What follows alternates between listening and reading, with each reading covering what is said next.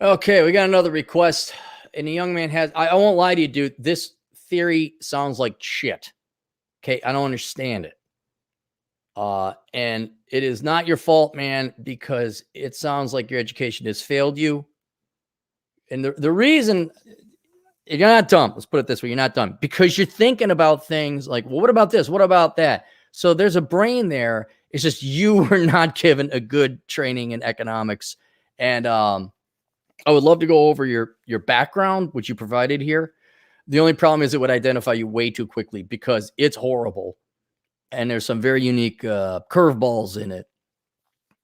But I'm just going to say this theory makes no sense. You have to be more cogent. You have to put it together. It has to work. It has to operate. It has to flow logically from one. I assume this. I assume this. I assume that. Or I observe this. I observe this, and I observe that. But have you noticed a common thread behind it? If we follow that common thread, this might happen. Now, do you think that's going to happen? This is all over the place. So I'm going to try my best, but I can't promise you anything. Here's my theory. This firstly assumes leftist propaganda doesn't seep through country's politics. Younger millennials, 25 to 30, will realize college is worthless. Already, I disagree with you. They don't. They haven't. Boomers Incorporate. Boomers Incorporated. You forgot the D. You got to spell, man. Incorporate is a verb. Incorporated is what is incorporate? I guess that's the past verb. Or Boomers Incorporated is like Boomers Inc. will panhandle for money at an executive level, teaming up to create a teacher's Fed. All right. Number one, boomers have already incorporated and panhandle for money. It's called Social Security and AARP, the American Association for Retired Persons. They bribe Congress people to basically pass more laws like, more government money for old people and boomers. Teaming up to create a teacher's Fed, like a Federal Reserve. And I don't understand where teachers would help boomers. The only way teachers would help boomers if they're paid to continue to advocate socialism when they teach children, so that when children leave high school, they vote for the Democrats or socialism, which would then further ensure that baby boomers get their money and their Social Security check. And the truth is, the boomers are they're here, but they're rapidly on the way out. I think the average boomer is something like 75, 72 or something like that. They're not going to live that much longer. And so maybe they'll try and stay. I don't know how much more they want.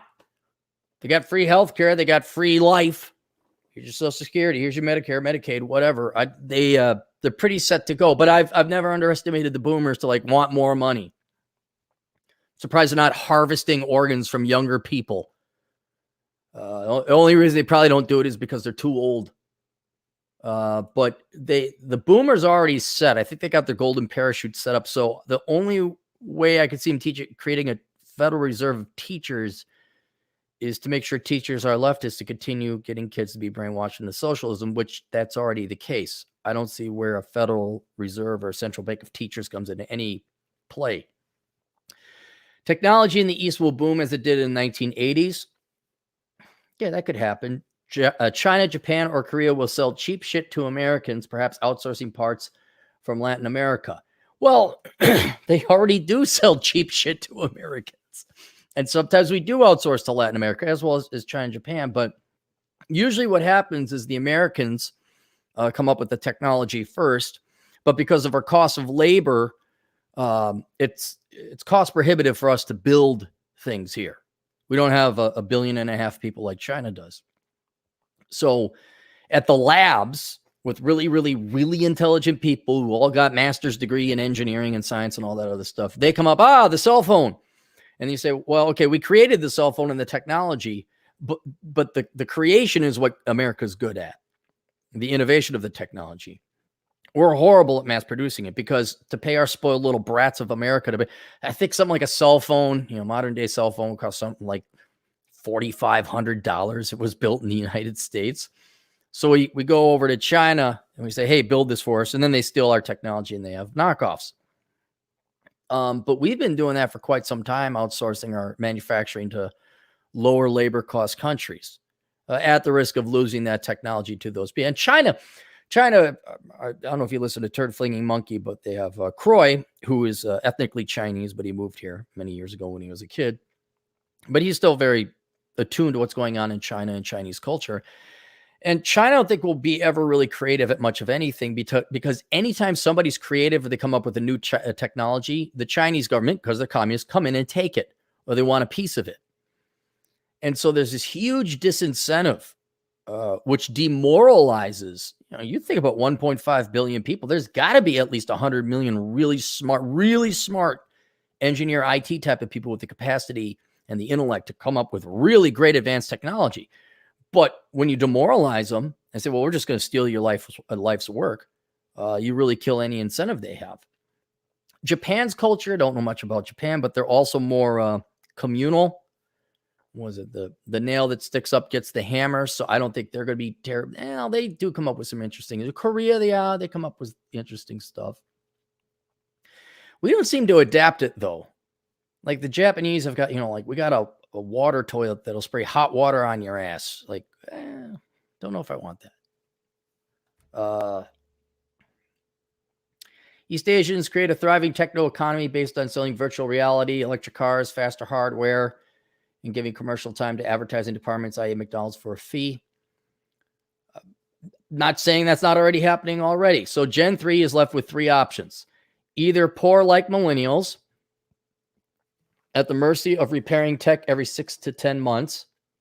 Smartphones, laptops, like it is today. Those smartphones last, 2-3 years. Getting certifications, working overtime, and 80-hour work weeks. No, they got... those are options, but they don't have just three options. Either live poor like millennials, which I think most of them will. Because frankly, Gen Z is looking to make the exact same bad decisions that the millennials made that landed the millennials in the crappy lives they have today. By the way, Gen Zers, if you didn't want that to happen to you, get this book. It's not because poverty is being forced on Gen Z. Gen Z's had every opportunity in the world, like millennials, to major in engineering and do the right thing and work hard. I mean, God almighty, the quote-unquote Trump economy, it didn't get much better than that, and they still fucked it up. But Gen Z is going to choose to be poor like millennials because they've been brainwashed by teachers to follow your heart and the money will follow, not do what effing pays. So that, I think, is going to happen. At the mercy of repairing tech every 6 to 10 months. I don't see that happening simply because there's too much competition among East Asia. South Koreans alone keep everybody on their game. Like, if you don't make a good, they keep the Americans on their game. Hey, we make good cell phones. And they got Samsung and LG. And then you got Apple here. I'm sure China has some knockoff, but China's already ruined its reputation that, no one's really like, oh, a Chinese cell phone. Give me a Korean one. A Chinese car. Give me a Japanese one. So I don't think that's going to happen. Getting certifications, working overtime, and 80-hour work weeks. That might happen where you can become a tradesman, you get some kind of certification, you have to work many hours per week just to pay the taxes for the parasites that need bailout money. So that's another option. You can work the trades and work a lot. But there's a bunch of other options. They could major in the right thing. They could become remote location independent, become digital nomads, programmers. They become actuaries or accountants. They have the same options. But they won't choose it because that's hard. They don't want to do it. But even though their life of being poor like millennials is much harder. What else? It could be minimalists. They could say, you know what, we only need one income and the wife is going to stay home and take care of the kids and keep the house. We're going to have a nice, small, quiet little house. But you're not convincing me that because of these things you mentioned before is now going to force Gen Z into these three options. Continuing on, the internet will be inflated with leftist propaganda. It's already is. And music aisles coming up and down in popularity every hour already is. This isn't a forecast. You're just doing a report from the front lines. This creates a problem, as we know, the education system circa 2020 is not conducive to autodidactic ideology. No, it's not. It is not. And that's really tragic because you can teach yourself anything you want right now. Information is free. Education really is free. Now, if we're smart, we want to really help out Gen Z and future generations. We'd say, you don't education is now free. You could teach yourself whatever you want, and we will get an accreditation or certification for you that will be equivalent, but mandated by law, that employers must consider that is equal to a bachelor's degree or college degree. And then you don't have to go to school. We don't have to pay for schools anymore. We don't have to pay for teachers, or it's just that. But go online, teach yourselves. But your point here is, because the internet's going to be inflated with leftist propaganda and pop culture trash, that this will exclude or prevent somehow information. If I want to teach myself how to program, it will prevent that from happening. That's not the case. That's not what's happening now. I could go to Western Governors University. I could go take a online computer class. I could go to a programming boot camp. I can watch YouTube videos on how to become a mechanic. Just because there's, communist propaganda on the internet doesn't prevent me from actually, being a real man and learning something useful. So the education system is not conducive to autodidactic ideology. They want your money. True. I'm currently in music production. Stop. Dude, go into the military, man. With your background, just go into the military. Okay, please, just go into the military. Stop wasting your money. You got some scholarship money, please stop. But that's not, dude, every young black kid goes into music production. How does it work out? Like 1 in what, a million? 1 in 2 million end up becoming an actual notable, successful musician. And then for every 1 or 2 of those, how many tragic in the news, aspiring rap artists? I'm like, it ain't good if it starts with aspiring rap artists. It's never been aspiring rap artist gets big record deal. It's aspiring rap artist shot dead. Like, oh, dang. There's another one. You're not going into music production. Go into the military first. Read a bunch of my books.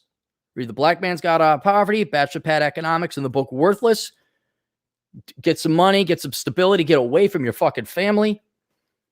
And then once you got a stable life and some structure in life, stability in your life and environment, then you can start making judgments and decisions about what you're going to do in life. But music production, you're wasting every motherfucking second and cent of your time and money on that.